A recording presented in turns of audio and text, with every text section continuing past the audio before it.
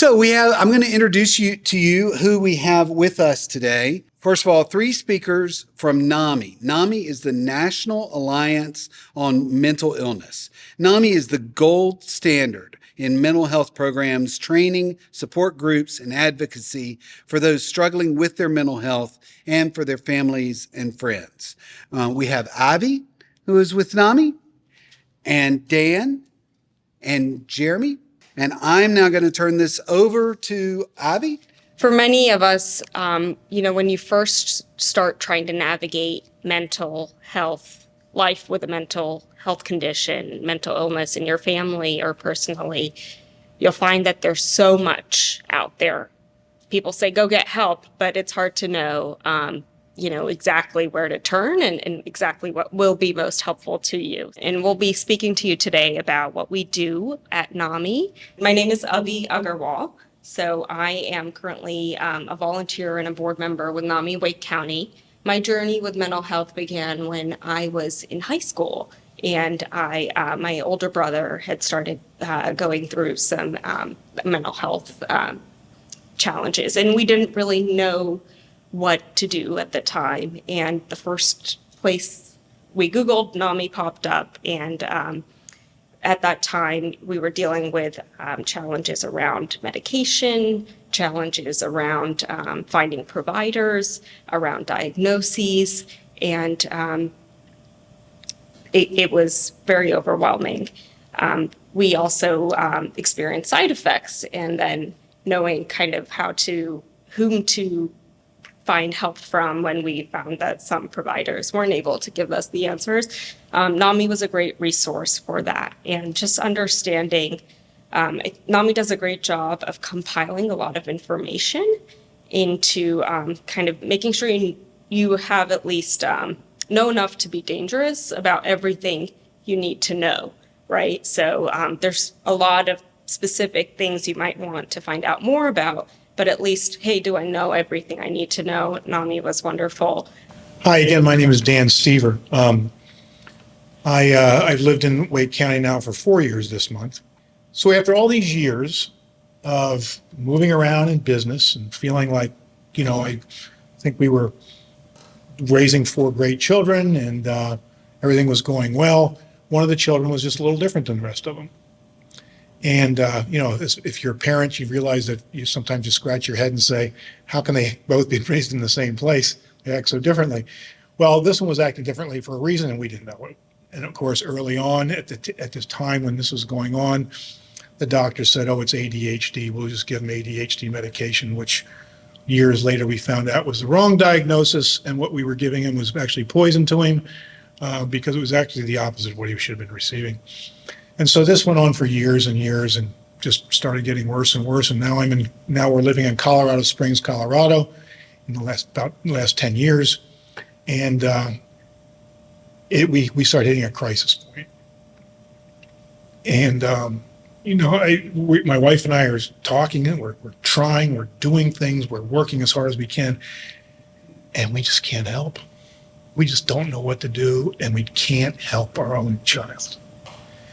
And so someone luckily said to me one day, have you ever heard of NAMI in Colorado Springs, Colorado? I said, no, what's NAMI? And they said, because of the people that I knew out there, they said, I'll call them and tell them you're in a call. So they did, and I had a conversation. They said, we have a family-to-family education course that it's starting in a week. You should sign up now because it's unbelievable timing that you're calling now. And so my wife and I got into the NAMI family-to-family educational course. And it really changed the trajectory of our life. Certainly took a lot off our shoulders and got us to a place where we could begin to help our own child. Thank you for that, Dan. I'm Jeremy. I'm a volunteer with NAMI. I've been volunteering with NAMI for about 5 or 6 years now. I'm originally from Chicago, and that's actually where I started working with NAMI, but fortunately it's a national organization with chapters everywhere. And so when I moved here about 4 years ago, it was one of the first things I looked up was, where's the local NAMI chapter? How can I get involved? So my journey with NAMI began in college when a lot of mental health conditions start with individuals. It turns out, and I'll share a little bit more of this when I speak later, but I ended up being diagnosed with a mental health condition for the first time in my life, and really had never, tread those waters before. I was, kind of went from, I feel like I'm spoiling the story if I kind of share details later, but I ended up being diagnosed with OCD, having never really experienced anything before. And OCD, like a number of other mental health conditions, is something where you can go from, not really having symptoms of it to having symptoms of it. So I went from having a brain that worked kind of as we think normally for 19 years to something else. And I had to cope with that and learn to live with that. And I'm still doing that every day because it's something I'm going to live with forever. And that sounds kind of negative. And that led me to NAMI because I really wanted to use my experiences and what I had learned to take all the negativity, all the lessons, all the hope that I'd gained and share it with others. My mother works in public service. She's actually a local legislator back in Illinois, and the way she became a local legislator was wild. When I was 13, my dad lost his arm in a car accident, which was a horrible time for my family, and our insurance refused to pay for a year, and so we were horribly in debt. And eventually they paid, and fast forwarding now 15 years, my dad teaches yoga all over the world. Wild story. But my mom was so unnerved by what my family had been through that she decided to run for office. And so she ended up running for office in a campaign of insurance reform, making sure that what happened to my family didn't happen to others' families again. And so very early on, I had a role model of, if something challenging is happening to you, use it and figure out how you can benefit the lives of others. NAMI, which has a rich history. It's called the National Alliance on Mental Illness. So originally it was just a group of moms around a kitchen table back in 1979. And since then, we've grown to now have a presence in every state. And the state NAMI does more of the public policy advocacy and helping ensure those legislative priorities are secured for mental health. And then at the national level, they do the same on a national scale, and also, develop a lot of the curriculum and updates that we deliver. So with all of our content, a lot of thought and curation is put into what is most useful and germane to the caregiver or the individual experience. And those are our primary two audiences, are individuals living with mental illness, and we have programming such as support groups and classes for individuals, peers to find support groups, go through a class called peer-to-peer, and then also in special populations that may have distinct needs. And then likewise for caregivers, family members, loved ones, because it is such a journey and a challenge, and you want to know all you can. NAMI also has a helpline, and we actually have one at the national and the state level in North Carolina, and at the local level, we have our own warm line where you can call and ask for information about resources and other leadership and public awareness of May is Mental Health Awareness Month, so and we just had NAMI walks yesterday, so it's trying to continue to bring attention to the cause and continue to collate the best in class resources. You can become a member, and one membership gets you all access to all of the resources across all levels of the NAMI organization. So we highly encourage folks to sign up to just check it out, explore what it's all about. And there's open door memberships as well for a lower cost. So it's a grassroots organization. Many of the affiliates across the country don't have any paid employees. It's all volunteers. We currently have 2 paid employees. We hope to get that to 3 paid employees here pretty soon. And our ambitions are to grow, not because of the number of employees, because we really measure our success by the numbers of people we can help and impact. Those are our 4 pillars: support, education, public awareness, and advocacy. And that so that all individuals, families, and communities facing mental health challenges can live a better life. Pretty simple, pretty straightforward. Because I think that NAMI does things that no one else does. Peer-led things. Where families get together and there's a facilitation of that. Things like that, just you don't find them around. So NAMI fills some gaps in some areas with our programs and our education, our support and our education programs that no one else does. And then from an advocacy standpoint, we're always there on the spot to advocate for mental health. We always try to get others involved. Part of our advocacy is to talk to groups like you and say, get involved. We need more people involved, because we feel like the awareness of the problem has grown finally, unfortunately, maybe. But we're just at the beginning of trying to address the problem. And so we need more people involved. And our vision is for a diverse, equitable, and inclusive community where mental health is valued and individuals affected by mental health challenges have access to quality care. So anybody who's affected, that can be someone who's directly affected, it could be a family member who doesn't know what to do, have access to resources. And that's the gap. Some of you today might be sitting here going, but I still don't know who to call. That's the gap we're trying to fill. Get that information out to people, and so that you know at least who to call to get started. And that's the vision. We want a community where it's out in the open and everybody has access. So that's more about who we are and what we wake up to try to do every day. There's a lot of programs that we run. So there's some of these that may be more relevant to you if you're a caregiver, a loved one, a parent. And there may be some that are more relevant to you if you're a peer and an individual living with a mental health condition, or someone who just wants to learn more, or someone who works in the field and wants to contribute your expertise forward. So on the education side, we have, and all of these are free programs accessible to anybody. And that's, I think, just something to be mindful to know.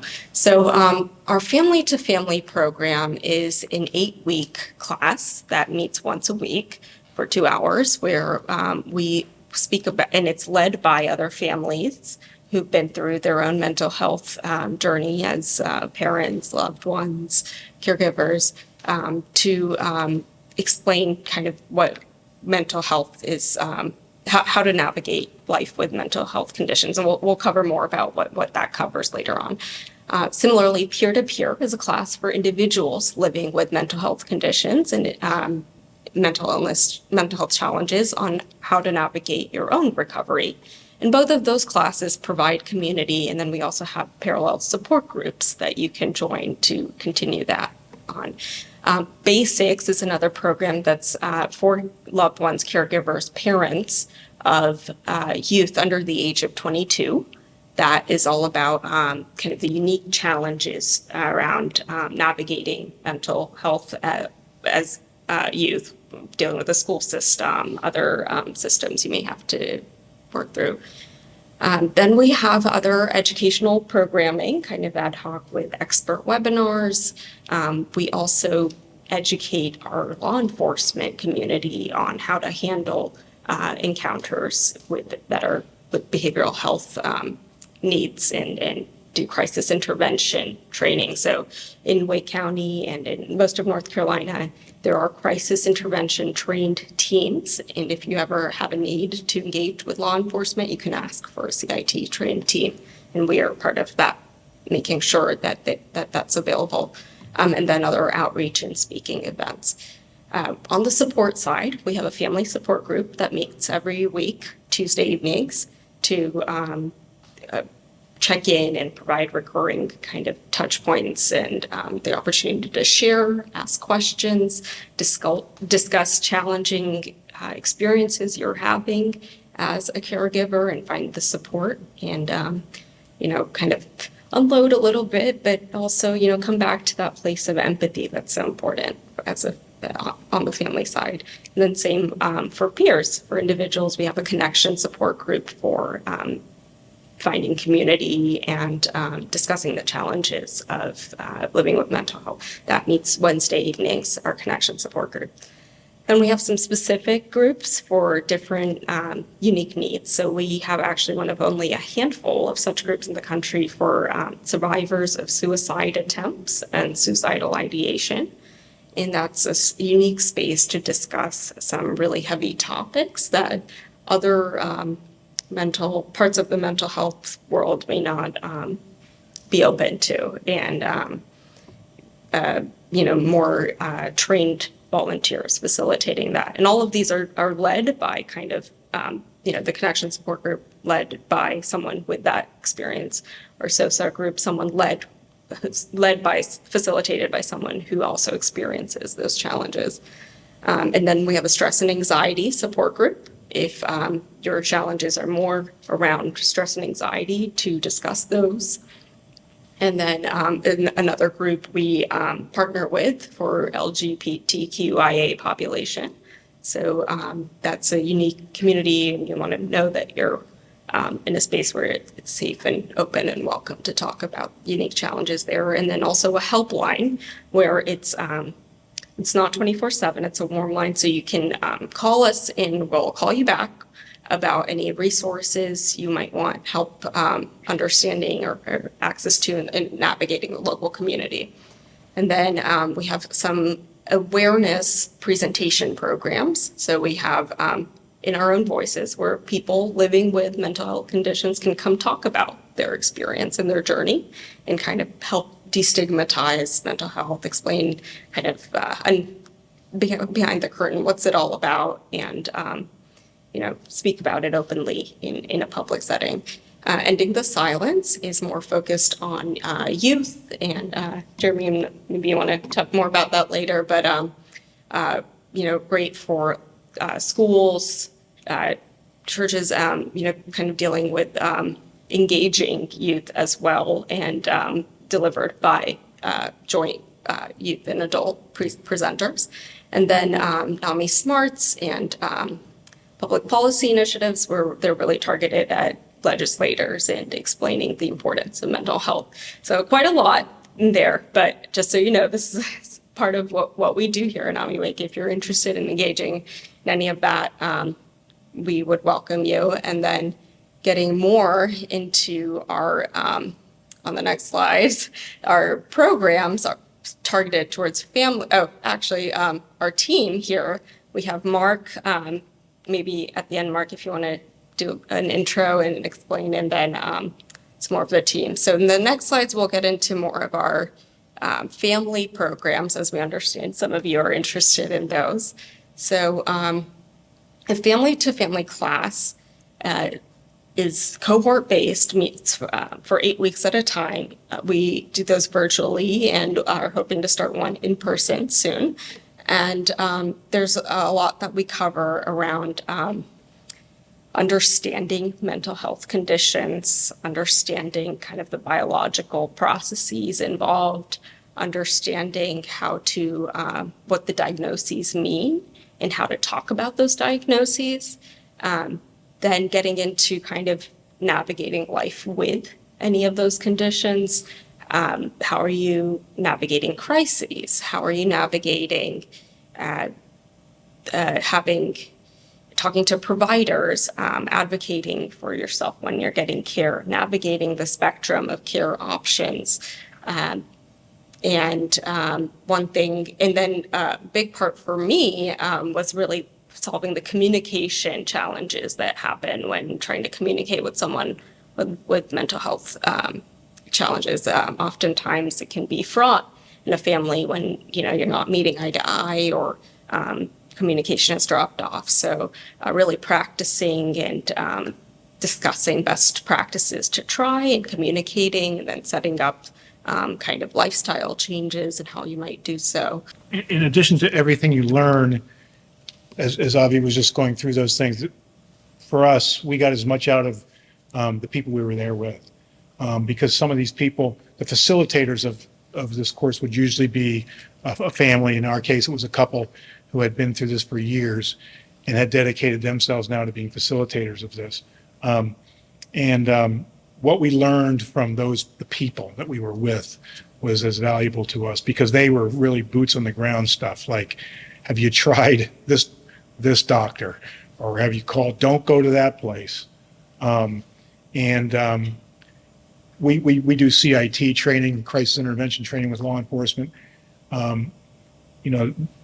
We were told in the Colorado Springs, when you call, specifically request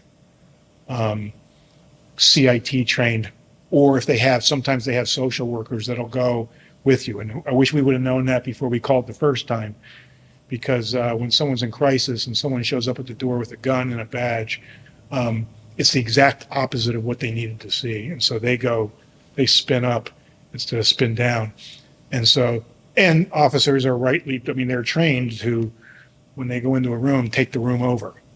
And what intervention specialists are trained to do is de-escalate the room and calm things down. So you'll learn that stuff when you talk to these people. So there's a lot to learn here. And I'll just do one segue.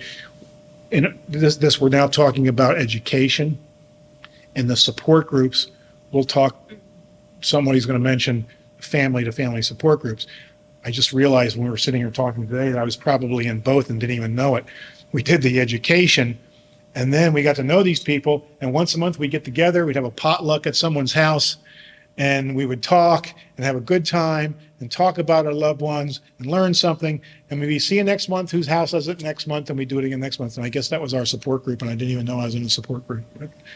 Next is similar to family as a class. We have NAMI Basics, which is a class targeted at for family members, parents, caregivers, loved ones of youth under the age of 22 who are living with mental illness. So this one really goes into more detail on navigating the juvenile justice system, navigating the school system, navigating healthcare with the challenges of a minor, and the young adult stage as well. So both very good programs, and this one is actually available online as well, where you can sign up and just anytime take the course on demand. So we included that link here, and then we'll be hoping to start up a group so you can pre-register for our program as well.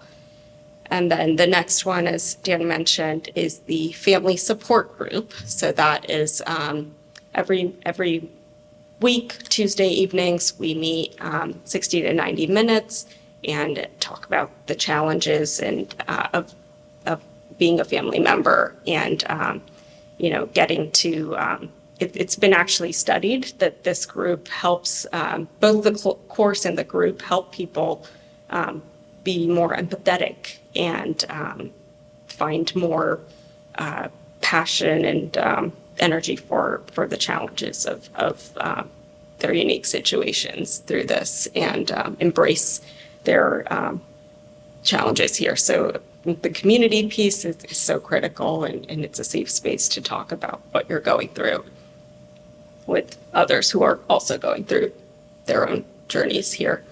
North Carolina is fully operational with 988. You may have heard that you can call that number to get help if you're experiencing a mental health crisis.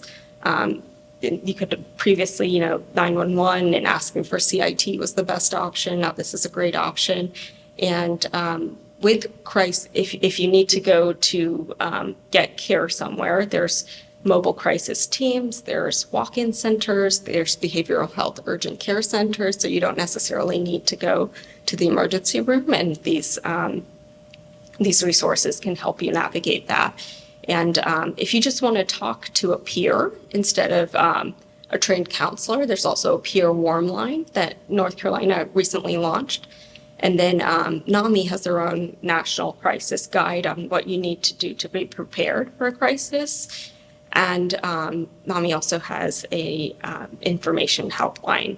And with Wake County, we also have our own helpline and our own resource guide. So wanted to make sure those we do share those with you. And then I think on the last slide there's how to get in touch with us. And those are our emails. There's Mark's email somewhere in there. And on our website, you can find a lot more of how to get involved.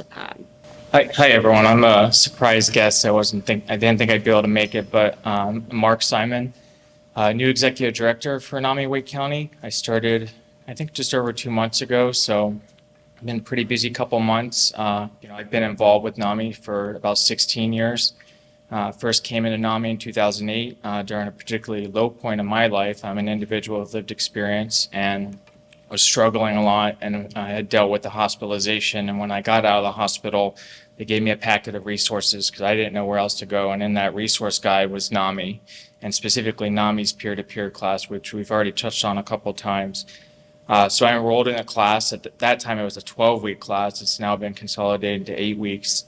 But it was a life-changing experience for me. For the first time in my life, I had met other people with similar experiences, similar diagnoses, and it really just gave me the opportunity it eliminated my isolation, but then gave me the building blocks to put my life back together, connect with the appropriate resources, develop healthy habits and skills and coping mechanisms. And that peer-to-peer class in 2008 was really the platform from which I launched this new life of mine. And so I ended up doing really well in college, had a successful business career before beginning this transition into the mental health space. It was always my dream to work in mental health, but I had student loans. I had to do things, so I did the accounting thing for as long as I could, but just had the opportunity and during the pandemic to evaluate where I was in life and just decided it was time to follow my passion. And so I just started repositioning myself to be a leader in this space. And so I'm so excited to be here. It really means so much to be able to tap into my lived experience every day to help other people. And I feel like not many people have the opportunity to have such a deep personal connection to the organization that they lead. Having benefited from the programs firsthand and seeing firsthand how my friends and family members benefited. If y'all would just stand here for a moment with me, I just have a couple of things left to say, and then we'll have the opportunity to speak to them individually if you would like. I want to thank you again for everyone who joined us today, both in person and also on Zoom. Thank you for being a part. Presentations are going to be archived on the Welcoming Wellness website right here, and you can go and catch those slides and look at them in more information or in more detail there and on the archive recording. And also, of course, y'all have lots of information from the people in need, the caregivers, the allies, the parents, the people who are connected to the mental health situation, to be connected to the resources and support that they need. So thank you again for being here. And our presenters are going to stay up here for just a moment. And we hope we will see you again on June 2nd. Thank you so much. Thank you.